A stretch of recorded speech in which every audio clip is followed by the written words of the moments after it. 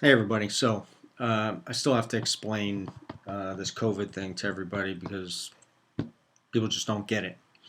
So if you have a runny nose and you're sick, it doesn't mean you're symptomatic, right? They want to use symptomatic to be analogous with COVID-19. Because you have a symptom of something doesn't mean you have COVID-19.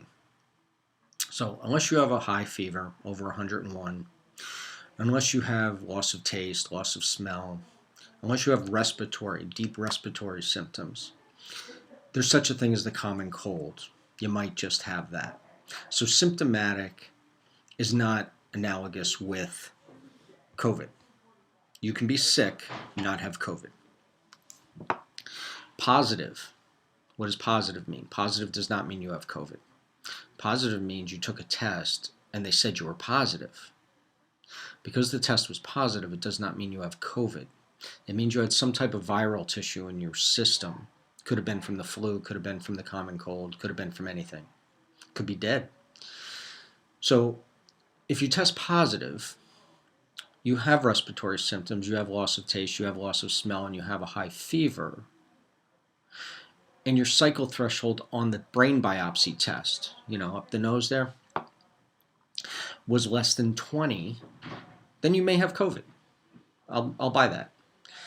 If you're positive on the brain biopsy test and you have no symptoms, you don't have respiratory symptoms, you could have runny nose, you could have a headache, but if you test positive and your cycle threshold was over 20, and most of these tests are using numbers like 37, then you do not have COVID. I would bet 90% chance you do not have COVID. But that doesn't play to their narrative. So tests and cases. If you do more tests, you get more cases. What do cases mean? We do not have cases of COVID. There are some cases of COVID, but the numbers they're giving are not COVID cases. They are cases of positive tests. And there is a difference between cases of positive tests and cases of COVID-19.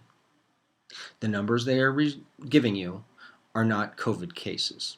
They are cases of positive tests.